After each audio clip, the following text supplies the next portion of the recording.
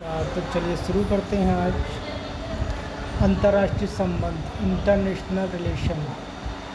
तो first topic है संयुक्त राज्य अमेरिका के संरक्षणवादी उपाय। यूएसए's प्रोटेक्शनिस्ट मेजर्स सुर्खियों में क्यों रहा है?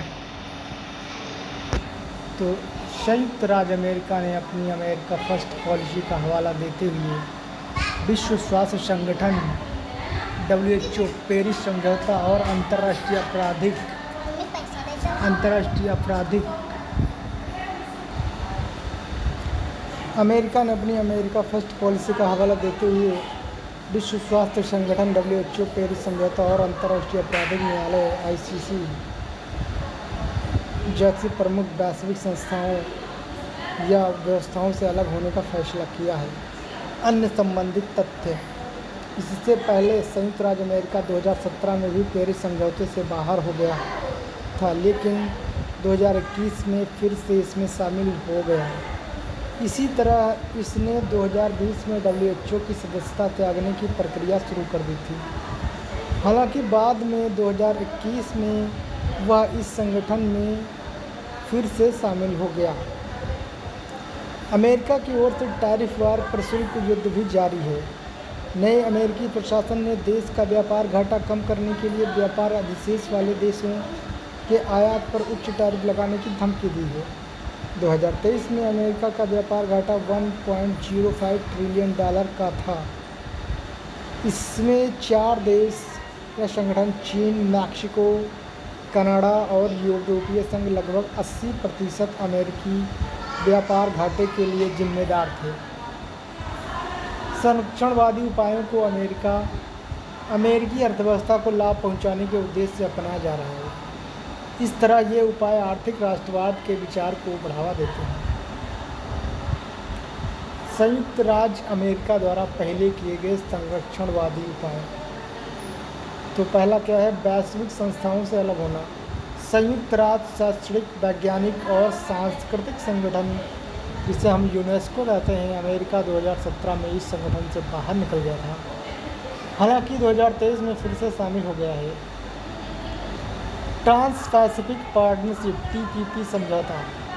अमेरिका 2017 में TPP से बाहर हो गया था। अमेरिका ने विश्व व्यापार संगठन WTO के विवाद निपटान निकाय के अपीलीय निकाय में नियुक्तियों को बाधित करके उसे निष्क्रिय बना दिया है। उत्तर अमेरिका मुक्त व्यापार समझौता NAFTA 2020 में समाप्त हो गया था।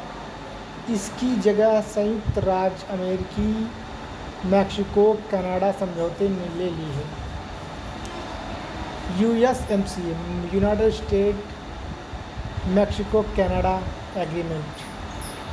फिर क्या देखते हैं? संरक्षणवाद क्या है? संरक्षणवाद प्रोटेक्शनिज्म के बारे में। संरक्षणवादी नीतियां अपनाकर कोई देश विकास कर रहे अपने घरेलू उद्योगों को विदेशों की बड़ी और स्थापित कंपनियों की प्रतिस्पर्धा से बचाती है।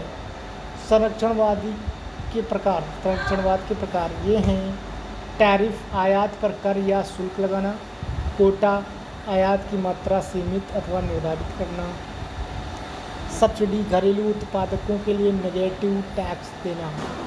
इसके लाभ क्या हैं? प्रोटेक्शनिज्म के स्थानीय उद्योगों को बढ़ावा मिलता है। अवसरों में वृद्धि करके बाजार में स्थानीय उद्योगों की प्रतिस्पर्धात्मकता को बढ़ाया जाता है। उदाहरण MSMEs को बढ़ाना। नुकसान क्या है? तकनीकी प्रगति में बाधा आती है।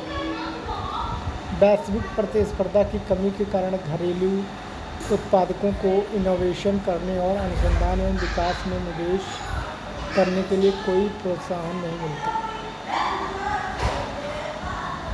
नेक्स्ट है व्यापार संतुलन बनाए रखता है और व्यापार घाटे को कम करता है। उदाहरण के लिए आयात के जरिए देश में किसी अन्य देश के सस्ते माल की डंपिंग से सुरक्षा करता है।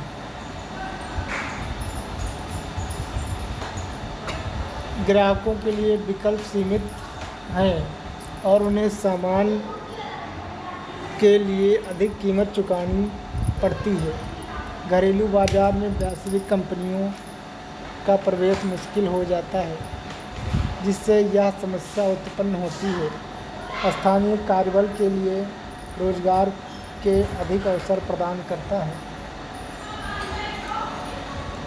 अप्रवासियों पर प्रतिबंध की वजह से देश के नागरिकों के लिए अधिक अवसर उपलब्ध होते हैं। संसाधनों का अनुचित आवंटन, इनोवेशन हेतु उपायों की कमी के कारण उत्पादन और श्रम की दक्षता कम होती है। न्याय संगत प्रतिस्पर्धा। विकासशील देशों के लिए मुक्त बाजार एवं उच्च मजदूरी वाले विकसित देशों के साथ प्रतिस्पर्धा करना आसान हो जाता है। टैरिफ का अधिक प्रभावी न होना। वैश्विक आपूर्ति श्रृंखलाओं के परस्पर जुड़े होने के कारण उद्योगों को दीर्घकालिक रूप से नुकसान हो सकता है। संयुक्त राज्य अमेरिका के नए कदम के संभावित प्रभाव। बहुपक्षवाद या बहुपक्षीय संस्थाओं पर प्रभाव। वैश्विक अंतर्राष्ट्रीय व्यवस्था कमजोर हो सकती है। बहुसंरक्षणवाद के प्रभाव क्या है? इससे अंतर्राष्ट्रीय व्यवस्था कमजोर हो सकती है। अमेरिका का अंतर्राष्ट्रीय कानून के प्रति संप्रभुतावादी विचार। बहुपक्षीय संस्थाओं के मानदंड संबंधी प्राधिकार नॉर्मेटिव अथॉरिटी को तेजी से कमजोर कर सकता है। अंतर्राष्ट्रीय कानून के प्रति संप्रभुतावादी विचार यह मानता है कि बहुपक्षीय संधियां किसी देश की संप्रभुता को सीमित करती हैं। वैश्विक अनुसंधान के लिए खतरा। संयुक्त राज्य अमेरिका ने WHO महामारी समझौता और अंतर्राष्ट्रीय स्वास्थ्य विनियमों में संशोधन पर वार्ता रोक दी है। इससे रोगों और टीका विकास पर कई महत्वपूर्ण वैश्विक अनुसंधान कार्यक्रमों की सफलता खतरे में पड़ जाएगी। साथ ही रोगों पर वैश्विक सूचना डेटाबेस से अमेरिका बाहर हो जाएगा। इससे महामारियों या अन्य रोगों के प्रकोप से निपटने में समस्या उत्पन्न होगी। वित्त पोषण। संयुक्त राज्य अमेरिका कई वैश्विक संस्थाओं के वित्त पोषण में सबसे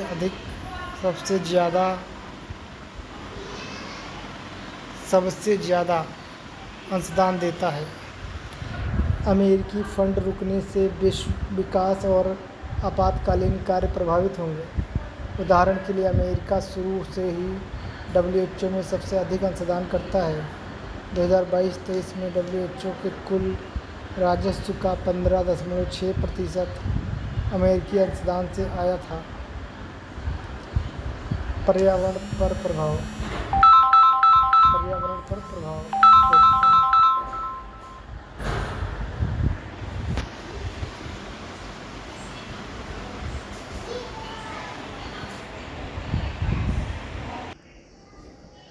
पर प्रभाव। US international climate finance plan को समाप्त कर दिया गया है। इसकी स्थापना विकासशील देशों को उनकी जलवायु चुनौतियों से निपटने में मदद करने के लिए बहुपक्षीय और द्विपक्षीय संस्थाओं के माध्यम से धन जुटाने के लिए की गई थी।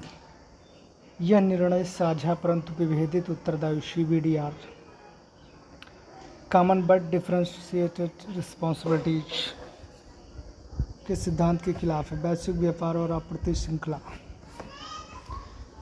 टैरिफ में वृद्धि और आयात को सीमित करने वाली अमेरिका फर्स्ट व्यापार नीति वैश्विक आपूर्ति श्रृंखलाओं को बाधित कर सकती है। इससे व्यापार में अनिश्चितता बढ़ेगी, निवेशकों का विश्वास कम होगा और WTO के नियमों की अवहेलना को बढ़ावा मिलेगा। Global south. पर्याप्त संसाधनों के अभाव के कारण ग्लोबल साउथ के कई देश निष्पक्ष व्यवस्था और न्याय प्राप्ति के लिए बहुपक्षीय संस्थाओं पर निर्भर हैं। जाहिर है इन देशों में विकास प्रभावित होगा।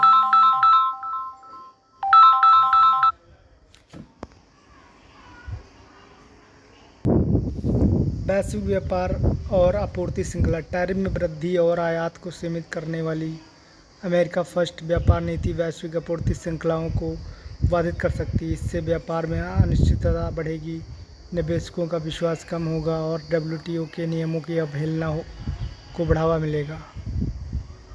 ग्लोबल साउथ, पर्याप्त संसाधनों के अभाव के कारण ग्लोबल साउथ के कई देश निष्पक्ष व्यवस्था और न्याय प्राप्ति के लिए बहुपक्षीय संस्थाओं पर निर्भर हैं। जाहिर है कि इन देशों में विकास प्रभावित होगा। तंजानिया में USAID USAID का मतलब होता है United state agency for international development, संयुक्त राज्य अंतर्राष्ट्रीय विकास एजेंसी द्वारा वित्त पोषित जलवायु अनुकूल कृषि परियोजनाएं फंड में कटौती के कारण प्रभावित हुई हैं। इससे यहाँ कृषि क्षेत्र की उत्पादकता पर भी असर पड़ा है। चलिए नेक्स्ट पेज है भारत संयुक्त राज्य सहयोग पर प्रभाव। इसका सकारात्मक प्रभाव क्या होगा? व्यापार में बढ़ोतरी। संयुक्त राज्य अमेरिका और चीन के बीच व्यापार तनाव की वजह से विश्व के निवेशक भारत में अपनी विनिर्माण गतिविधियां स्थापित कर सकते हैं। इन गतिविधियों में सूचना प्रौद्योगिकी, IT सेवाएं, इलेक्ट्रॉनिक्स, फार्मास्यूटिकल्स आदि शामिल हैं। हाल ही में अमेरिकी वाणिज्य विभाग के उद्योग एवं सुरक्षा ब्यूरो ने अपनी एंटिटी लिस्ट से 3 भारतीय संगठनों को हटा दिया है। एंटिटी लिस्ट में शामिल कंपनियों पर कई तरह के निर्यात प्रतिबंध होते हैं। कुछ वस्तुओं के व्यापार के उन्हें लाइसेंस लेना पड़ता है। हिंद प्रशांत अपनी एशिया की धुरी, पाइवोट टू एशिया रणनीति के आधार पर संयुक्त राज्य अमेरिका ने हिंद प्रशांत क्षेत्र में भारत के साथ रणनीतिक साझेदारी को बढ़ावा दिया है। इसका उद्देश्य चीन के बढ़ते भू राजनीतिक प्रभाव के परत संतुलित करना है। उदाहरण के लिए क्वाड, भारत मध्य पूर्व आर्थिक गलियारा, IMEC, Indo Pacific economic framework, IPEF जैसे पहले शुरू की गई हैं। प्रौद्योगिकी, भारत संयुक्त राज्य America initiative for critical and emerging technology ICET और परमाणु ऊर्जा, असैन्य परमाणु ऊर्जा साझेदारी जैसी पहलों के माध्यम से ज्ञान साझा करने और अमेरिकी और प्रौद्योगिकी हस्तांतरण को बढ़ावा मिलेगा। इसके निगेटिव इम्पैक्ट क्या होंगे भाई, देखते हैं इसमें। व्यापार प्रतिस्पर्धा का बढ़ना। भारतीय निर्यातकों को अन्य देशों के बाज़ारों में कड़ी प्रतिस्पर्धा का सामना करना पड़ सकता है। ऐसा इसलिए क्योंकि अमेरिका में उच्च टैरिफ की वजह से चीन की सस्ती वस्तुएं अन्य देशों के बाज़ार में प्रवेश कर रही हैं। उदाहरण के लिए भारत से वस्त्र परिधान निर्यातकों को दक्षिण पूर्व एशिया में चीन की सस्ती वस्तुओं के साथ कड़ी प्रतिस्पर्धा का सामना करना पड़ रहा है। भारत से आयात पर उच्च शुल्क। संयुक्त राज्य अमेरिका ने भारत की व्यापार नीतियों की आलोचना की है तथा अमेरिकी वस्तुओं के आयात पर उच्च टैरिफ लगाने जैसे हार्ले डेविडसन मोटरसाइकिल पर टैरिफ का मुद्दा उठाया है। अमेरिका भारत से इस्पात, ऑटोमोबाइल जैसे आयातों पर उच्च टैरिफ लगा सकता है। अमेरिका का भारत के साथ लगभग $45.7 बिलियन का व्यापार घटा है। आवर्जन नीतियाँ इमिग्रेशन पॉलिसीज में H-1B वीज़ा को सीमित करना, जन्म सिद्ध नागरिकता पर प्रतिबंध जैसी सख्त आवर्जन नीतियाँ संयुक्त राज्य अमेरिका में भारतीय तकनीकी कर्मचारियों और प्रवासियों के आगमन को प्रभावित कर सकती हैं। गौरतलब है कि अमेरिका में प्रतिवर्ष 70% H-1B वीज़ा भारतीयों को प्राप्त होती है। चलिए शब्दावली को जानते हैं। H-1B वीज़ा यह एक अस्थायी गैर अप्रवासी नॉन इमिग्रेंट्स वीज़ा कार्यक्रम है जो प्रौद्योगिकी, वित्त जैसे विशेष क्षेत्रों में विदेशी कामगारों को काम पर रखने की अनुमति देता है। इसे कंप्यूटरीकृत लॉटरी के माध्यम से आवंटित किया जाता है जिसमें वीज़ा की संख्या सीमित होती है। चलिए नेक्स्ट हमारा है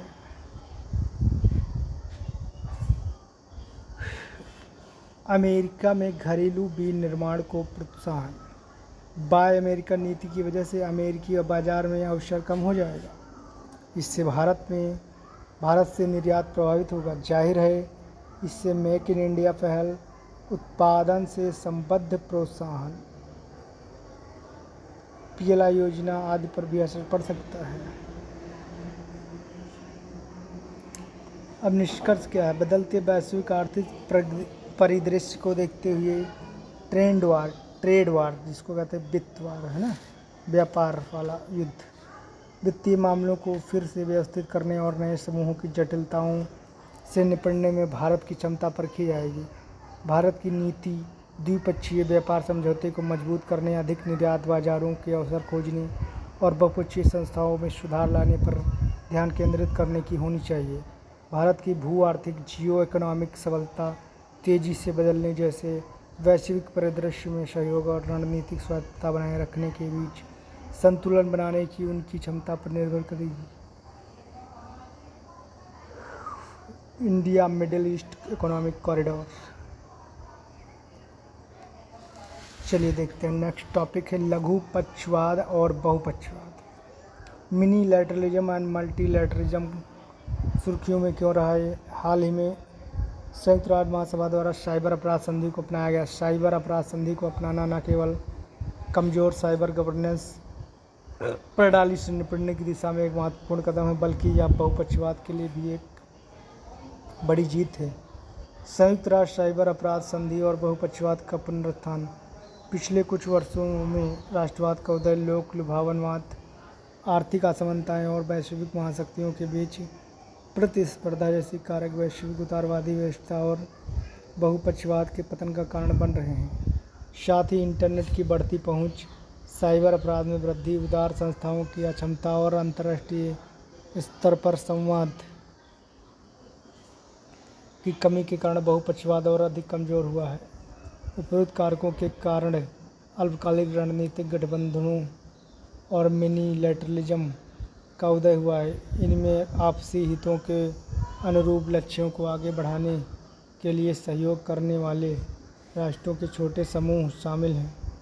अलग अलग राष्ट्रों के अपने हितों के बावजूद संयुक्त राष्ट्र साइबर अपराध संधि को अपनाने की प्रक्रिया बहुपक्षवाद की एक बड़ी जीत है।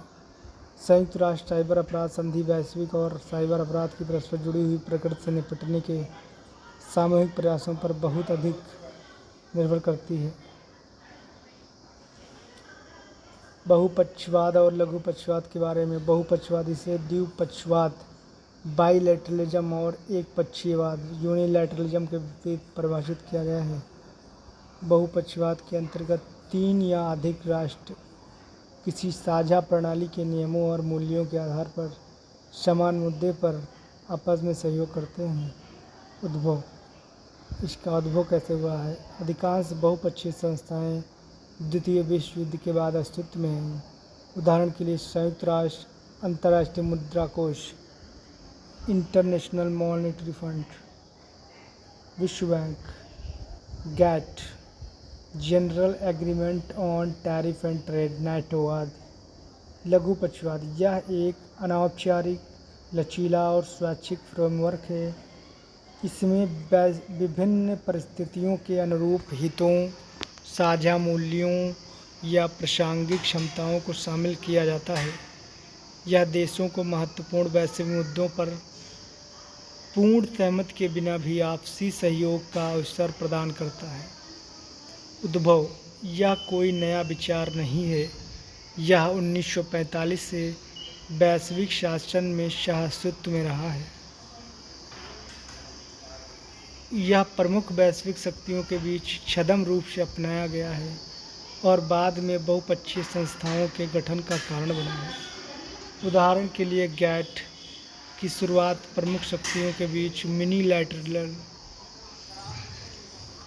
लैटरल वार्ता के रूप में हुई थी, जिसे बाद में अन्य देशों को जोड़कर बहुपक्षीय बनाया गया। लघुपक्षवाद और बहुपक्षवाद के बीच हम तुलना करेंगे। किन पैरामीटरों पे देखते हैं? फर्स्ट है शामिल पक्षकार। लघुपक्षवाद में कम पक्षकार या कम देश होते हैं, जैसे कि 3 और 4। बहुपक्षवाद में अनेक देशों के बीच होता है सहयोग। औपचारिकता। लघुपक्षवाद तदर्थ या अस्थायी व्यवस्था, स्वैच्छिक परिणाम और प्रतिबद्धताएं होती हैं। बहुपक्षवाद में औपचारिक, संस्थागत और नियमों और मानदंडों का पालन होता है। पैरामीटर्स लक्ष्य वाला है। इसमें है लघुपक्षवाद में किसी विशिष्ट खतरे, आपात स्थिति या सुरक्षा संबंधी मुद्दे से निपटने के लिए पहल। बहुपक्षवाद क्या है भाई? व्यापक वैश्विक मुद्दों से निपटना। सहभागिता का स्तर। लघुपक्षवाद केवल महत्वपूर्ण सदस्यों को शामिल करता है। बहुपक्षवाद व्यापक और समावेशी दृष्टिकोण रखता है। एग्जाम्पल्स हैं लघुपक्षवाद के। क्षेत्रीय व्यापक आर्थिक भागीदारी, रीजनल कंप्रेहेंसिव इकोनॉमिक पार्टनरशिप, जो कि एशिया प्रशांत देशों के बीच एक मुक्त व्यापार समझौता है। यह एक लघुपक्षीय फ्रेमवर्क क्वाड आदि।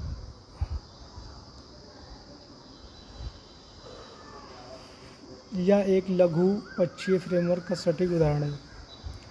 अन्य हैं संयुक्त अरब अमीरात, भारत और फ्रांस के बीच त्रिपक्षीय फ्रेमवर्क क्वाड आदि। मल्टीलैटरलिज्म। बहुपक्षवाद में देखते हैं क्या होता है।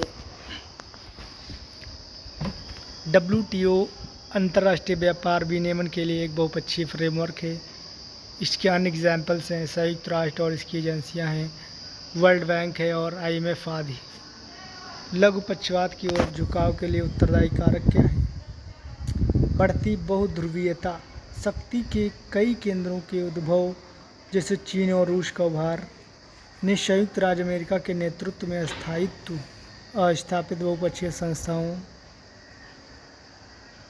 को चुनौती दी है। रणनीतिक गठबंधन बनाम वैश्विक सहयोग। रणनीतिक गठबंधन समान विचारधारा वाले देशों के बीच विशेष मुद्दों पर साझेदारी स्थापित करने में सहायता प्रदान करते हैं। उदाहरण के लिए क्वाड, भारत, जापान, अमेरिका त्रिपक्षीय समझौता आदि इंडो पैसिफिक जैसे क्षेत्रों में डिफेंस एवं सुरक्षा सहयोग को बढ़ावा देते हैं। आसान विनिमय, बीजल समिति और वित्तीय स्थिरता बोर्ड जैसे लघुपक्षीय मिनी लैटरल संस्थाओं में उपयोग किए जाने वाले अनौपचारिक तंत्र बॉटम अप अप्रोच लचीलेपन और सरल नियमों जिससे लाभ प्रदान करते हैं। मिनी लैटरलिज्म के समक्ष क्या चुनौतियां हैं? राजनीतिक चुनौतियां या प्रभाव हैं। पहला नंबर है भाई, राजनीतिक नेतृत्व बदलने से विदेश नीति की प्राथमिकताएं प्रभावित होती हैं। नियमों के पालन से जुड़े मुद्दे, गैर बाध्यकारी समझौतों से जवाबदेही तय करना मुश्किल हो जाता है। वैश्विक संस्थाओं का कमज़ोर होना, मिनी लैटरल समझौते वैश्विक संस्थाओं को कमज़ोर कर सकते हैं। निर्णय निर्माण देखते हैं भाई। निर्णय निर्माण, औपचारिक संस्था का संरचना, अंतर्राष्ट्रीय नौकरशाही और विषम विचारधारा वाले सदस्यों से युक्त बड़े संगठन अक्सर निर्णय लेने में देरी करते हैं। लघुपक्षीय प्रणाली के त्वरित और अनुकूलीय दृष्टिकोण ने भविष्य के लिए साझेदारी को तेजी से विकसित किया है, जिससे I2U2 Bharat Israel UAE America बनाने में मदद की है। सुधारों में ठहराव, संयुक्त राष्ट्र सुरक्षा परिषद की सदस्यता वर्तमान वैश्विक वास्तविकताओं को प्रदर्शित नहीं करती है। WTO के दोहा दौर में उत्पन्न गतिरोध पर भी सहमति नहीं बन पाई आदि। बहुपक्षवाद की कथित विफलता, हाल ही में देखा गया है कि कई बहुपक्षीय संस्थाएं अंतर्राष्ट्रीय समुदाय के समक्ष उत्पन्न चुनौतियां का समाधान करने में विफल रही। हाल ही में संपन्न UNFCCC के COP29 में जलवायु वित्त और जलवायु न्याय के मुद्दा चर्चा का विषय रहा। लघुपक्षवाद और बहुपक्षवाद के सहतुत की आवश्यकता क्यों भाई? लघुपक्षवाद से ही आगे बहुपक्षवाद का उदय होना या मौजूदा बहुपक्षवाद को अवैध ठहराए बिना उसकी कमियों को दूर कर सकता है। उदाहरण के लिए लघुपक्षवाद की शक्ति समय और ठोस परिणाम प्राप्त करने की क्षमता में निहित है। इस कारण से बहुपक्षीय स्तर पर संवाद को क्रियान्वित करने में उत्प्रेरक के रूप में कार्य करती है। वार्ताओं को सुगम बनाना, लघुपक्षवाद प्रमुख भागीदारों के बीच राजनीतिक संवाद का आधार तैयार करती है और प्रमुख भागीदारों के बीच विश्वास निर्माण को बढ़ावा देती। इसलिए प्रमुख मुद्दों को बहुपक्षीय मंचों पर उठाए जाने से पहले यहाँ पर उठाया जा सकता है।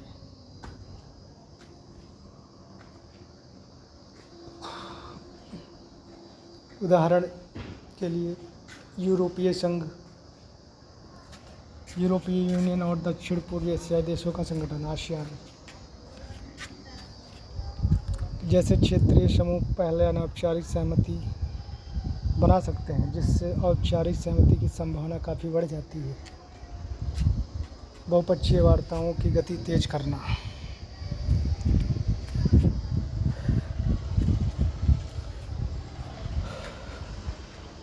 उदाहरण के लिए 2015 की पेरिस वार्ताओं को तब महत्वपूर्ण प्रोत्साहन मिला जब विश्व के अग्रणी दो उत्सर्जक देशों अमेरिका और चीन ने उत्सर्जन में कमी के समझौते को अंतिम रूप दिया।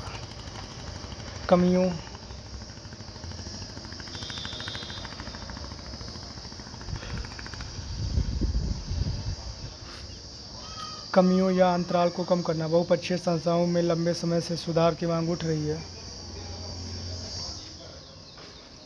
जबकि लघुपक्षीय संस्थाएं शक्ति असंतुलन से प्रभावित हो सकती हैं और कई परस्पर विरोधी समझौतों को जन्म दे सकती हैं।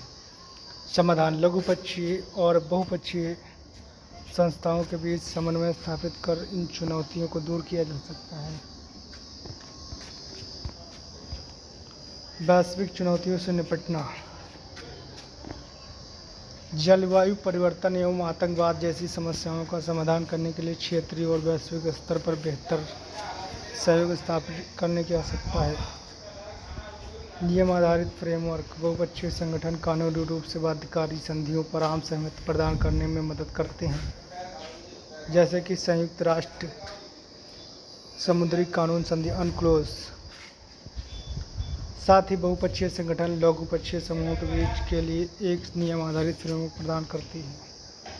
निष्कर्ष: हालांकि लघुपक्षवाद मिनीलैटरलिज्म पूरी तरह से बहुपक्षवाद का विकल्प नहीं बन सकता, लेकिन यह कूटनीति, विश्वास निर्माण और सहयोग के लिए एक प्रभावी मंच प्रदान कर सकता है। साथ ही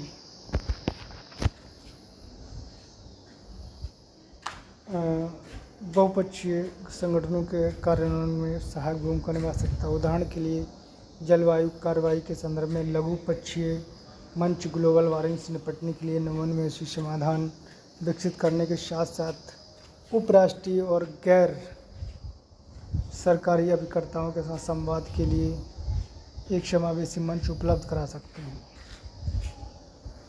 चलिए नेक्स्ट देखते हैं जलवायु वार्ताओं में संस्थाओं की भूमिका। Role of institution in climate negotiations सुर्खियों में क्यों है? हाल ही में अजरबैजान के बाकू में आयोजित UNFCCC के COP29 में जलवायु वित्त को लेकर विकसित और विकासशील देशों के बीच मतभेद उभर कर सामने आए हैं। इस दौरान वैश्विक साझा चुनौतियों के समाधान में बहुपक्षीय संस्थाओं की प्रभावशीलता पर भी सवाल उठाए गए। जलवायु वार्ता को आगे बढ़ाने में संस्थाओं की भूमिका। वैधता और विश्वसनीयता। बहुपक्षीय संस्थाएं सुनियोजित फ्रेमवर्क, लगभग सभी देशों की सदस्यता, विश्वास निर्माण उपायों और बाध्यकारी दायित्वों के जरिए जलवायु वार्ता को वैधता प्रदान करती हैं। विश्वास का निर्माण। बेहतर तरीके से डिजाइन किए गए संस्थागत ढांचे, पारदर्शिता, सुनियोजित वार्ता और वैश्विक संतुलन के माध्यम से राष्ट्रों के बीच विश्वास को बढ़ावा देती हैं। पर्यावरणीय अपराधों का समाधान करना। संस्थाएं ग्रीन हाउस गैसों के उत्सर्जन में योगदान देने वाले पर्यावरणीय अपराधों जैसे वनों की अवैध कटाई, अनियमित तरीकों से कोयला जलाना, जैव संसाधनों का अनियंत्रित दोहन आदि पर अंकुश लगाने में मदद कर सकती। ग्लोबल साउथ में जलवायु परिवर्तन शमन कार्रवाइयों का समर्थन करना। संस्थाएं अपने नियमों, औपचारिक अनौपचारिक प्रक्रियाओं के माध्यम से ग्लोबल साउथ में जलवायु परिवर्तन शमन संबंधी कार्रवाइयों को लागू करने, बनाए रखने और इससे बनाए रखने और इससे बढ़ावा देने में महत्वपूर्ण भूमिका निभाती हैं।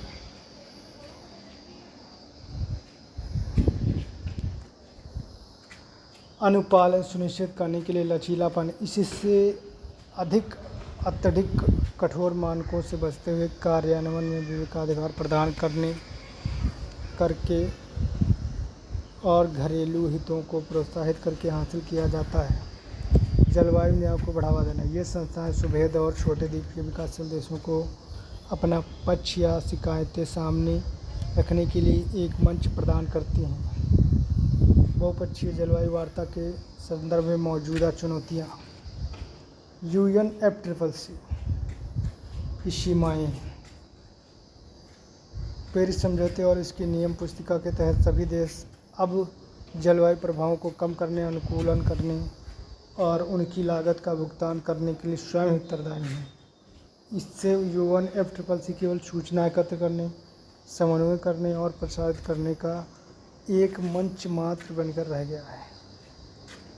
United Nations convention on the law of the sea UNCLOS का फुल फॉर्म है ये।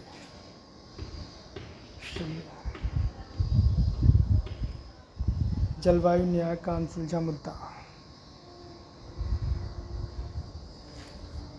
जलवायु न्याय का अनसुलझा मुद्दा UNFCCC जलवायु वित्त पर विकसित देशों से विकासशील देशों को भरोसेमंद वित्तीय आश्वासन प्रदान करने में असमर्थ रहा है। जलवायु परिवर्तन की समस्या को मान्यता न देना, बड़े पैमाने पर उत्सर्जन के लिए ऐतिहासिक रूप से उत्तरदायी अमेरिका जैसे प्रमुख देश जलवायु परिवर्तन की समस्याओं को मान्यता नहीं देते हैं। यह तथ्य हाल ही में पेरिस समझौते से अमेरिका के अलग होने से स्पष्ट होता है। बढ़ता उत्सर्जन, क्योटो प्रोटोकॉल, कानकून और पेरिस जैसे महत्वपूर्ण समझौतों के बावजूद UNFCCC के परिणाम भी सीमित रहे हैं, जबकि उत्सर्जन स्तर बढ़ गए हैं। अब देखते हैं बहुपक्षीय पर्यावरणीय संस्थाएं, मल्टीलैटरल एनवायरमेंटल इंस्टीट्यूशन MEI। इसका अर्थ क्या होता है? वैश्विक व क्षेत्रीय स्तर पर चिंताजनक और पर्यावरणीय मुद्दों के समाधान हेतु अंतर्राष्ट्रीय समझौते क्या हैं भाई? इसके विषय क्षेत्र है, इसमें कई व्यापक मुद्दे हैं शामिल होते हैं, जैसे कि पर्यावरण का संरक्षण, संसाधन का संधारणीय प्रबंधन, जैव विविधता की हानि को रोकना आदि उदाहरण हैं। जलवायु परिवर्तन पर संयुक्त राष्ट्र फ्रेमवर्क कन्वेंशन UNFCCC, संयुक्त राष्ट्र पर्यावरण कार्यक्रम UNEP आदि।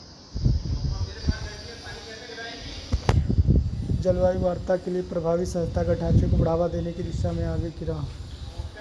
बहुपक्षवाद की भूमिका, एक बहुकेंद्रित एवं बहुस्तरीय शासन प्रणाली का गठन किया जाना चाहिए, जिसमें छोटे व हित आधारित संगठन शामिल हों या बड़ी बहुपक्षीय वार्ताओं की तुलना में अधिक प्रभावी हो सकती है। उदाहरण क्लाइमेट वल्नरेबल फोरम CVF और G20 climate and energy framework. फिर है समावेशी बहुपक्षवाद, जलवायु संस्थाओं में युवाओं, महिलाओं, स्वदेशी समुदायों एवं नागरिक समाज सहित विविध हितधारकों को शामिल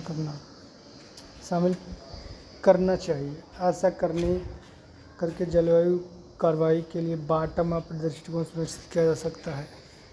ज्ञान से संबंधित संस्थान को बढ़ावा देना, जलवायु परिवर्तन पर अंतर सरकारी पैनल IPCC जैसे संगठन बेहतर निर्णय लेने के लिए नीतिगत ढांचे में वैज्ञानिक अनुसंधान को एकत्रित करने में महत्वपूर्ण भूमिका निभाते हैं।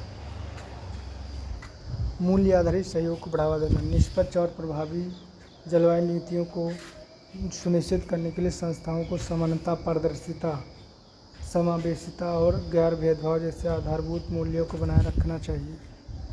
जलवायु वित्त तंत्र को मजबूत करना, जलवायु वित्त हेतु एक स्पष्ट और परिवर्तनीय ढांचा आवश्यक है, जिसमें विश्वास का निर्माण और जवाबदेही सुनिश्चित करने के लिए हानि और क्षति मुआवजा अवश्य शामिल हो।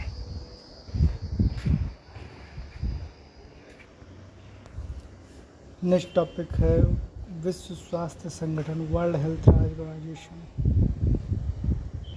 संयुक्त राज्य अमेरिका सुर्खियों में कि भाई अमेरिका ने WHO से अलग होने की घोषणा कर दी है। इससे अमेरिका की ओर से WHO से को प्राप्त होने वाले सभी तरह के फंड, सहायता या संसाधनों के हस्तांतरण पर रोक लग गई। WHO में अमेरिका क्या है भाई? संस्थापक सदस्य। WHO की स्थापना 1948 में हुई थी तथा अमेरिका WHO के संस्थापक सदस्यों में से एक था। तब से अमेरिका WHO के कार्यों को आकार देने और इसके विभिन्न गतिविधियों को संचालित करने में भाग लेता रहा है। इससे पहले सदस्यता छोड़ना। अमेरिका इससे पहले 2020 में निम्नलिखित कारणों का हवाला देते हुए खुद को WHO से अलग कर लिया था। कोविड-19 महामारी एवं अन्य वैश्विक स्वास्थ्य संकटों से ठीक से न निपटना, तत्काल आवश्यक सुधारों को अपनाने में विफलता और सदस्य देशों के अनुचित राजनीतिक प्रभाव से स्वतंत्र रहने में WHO की असमर्थता। अमेरिका से फंडिंग। अमेरिका WHO के द्विवर्षीय बजट का सबसे बड़ा स्रोत है जो 2025 में समाप्त हो रहा है। इसके तहत WHO के लगभग $6.5 बिलियन के कुल बजट में से करीब 15% लगभग $958 मिलियन की धनराशि अमेरिका से मिलने की उम्मीद है। WHO के बारे में UN एजेंसी। WHO संयुक्त राष्ट्र की एक विशेष एजेंसी है, स्वास्थ्य एजेंसी है। इसका मुख्य कार्य वैश्विक स्वास्थ्य खतरों के प्रति विभिन्न देशों की प्रतिक्रियाओं का समन्वय करना है। उत्पत्ति कैसे हुई? 1946 में न्यूयॉर्क में आयोजित अंतर्राष्ट्रीय स्वास्थ्य सम्मेलन के दौरान WHO के संविधान को अपनाया गया। बाद में यह 1948 में लागू हुआ। प्रमुख कार्य क्या है? WHO स्वास्थ्य आपात स्थितियों के प्रति वैश्विक प्रतिक्रिया का समन्वय करता है, लोगों के कल्याण को बढ़ावा देना और देता है, बीमारियों की रोकथाम करता है एवं स्वास्थ्य देखभाल से संबंधित सेवाओं का विस्तार करता है।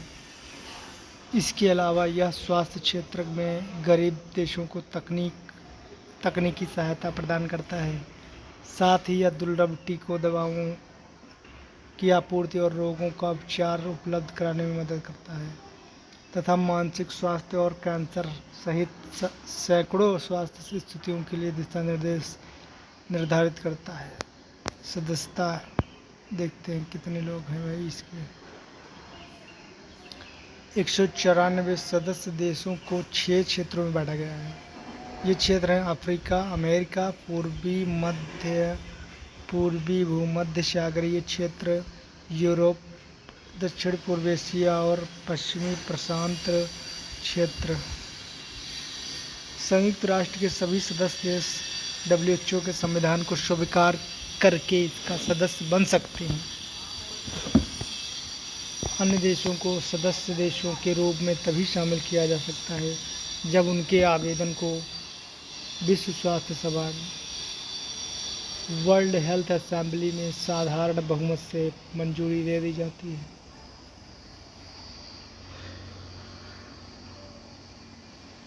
फंडिंग कैसे आती है इसमें?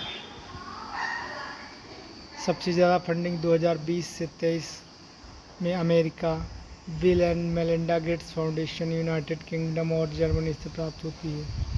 फंडिंग के 2 मुख्य स्रोत हैं। निर्धारित योगदान। सदस्य देश अपने निर्धारित योगदान का भुगतान करते हैं जो किसी देश के सकल घरेलू उत्पाद का कुछ प्रतिशत संयुक्त राष्ट्र महासभा द्वारा स्वीकृत होता है। सदस्य देश विश्व स्वास्थ्य सभा में हर 2 वर्ष में इन्हें अनुमोदित करते हैं तथा ये कुल बजट का 20% से भी कम राशि को कवर करते हैं। स्वैच्छिक योगदान, वॉलंटियर कंट्रीब्यूशन। यह मुख्य रूप से सदस्य देशों के साथ संयुक्त राष्ट्र के अन्य संगठनों, अंतर सरकारी संगठनों, परोपकारी संस्थाओं, निजी क्षेत्रकों तथा अन्य स्रोतों से प्राप्त होता है।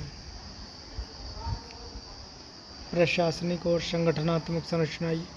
विश्व स्वास्थ्य सभा (WHO) या WHO में निर्णय लेने वाली सर्वोच्च निकाय है। WMA का आयोजन प्रतिवर्ष जिनेवा, स्विट्जरलैंड में किया जाता है। इसका मुख्य कार्य संगठन की नीतियों को निर्धारित करना, महानिदेशक की नियुक्ति करना, वित्तीय नीतियों की निगरानी करना तथा प्रस्तावित कार्यक्रम के बजट की समीक्षा करना और समन्वय देना है। कार्यकारी बोर्ड या WHO के निर्णयों और नीतियों को लागू करता है। इसका नेतृत्व WHO का महानिदेशक करता है। महानिदेशक की नियुक्ति WHO द्वारा कार्यकारी बोर्ड के नामांकन के आधार पर की जाती है। WHO मुख्यालय। WHO का मुख्यालय स्विट्जरलैंड के जिनेवा में स्थित है। इसके 150 देशों में कार्यालय होने के साथ साथ 6 क्षेत्रीय कार्यालय भी हैं। WHO world health assembly, assessed contribution, voluntary contribution, world health assembly.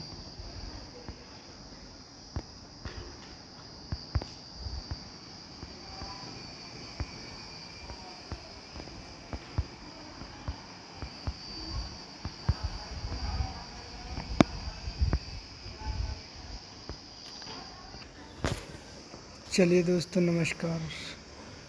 मिलते हैं इसके अगले टॉपिक के साथ। धन्यवाद।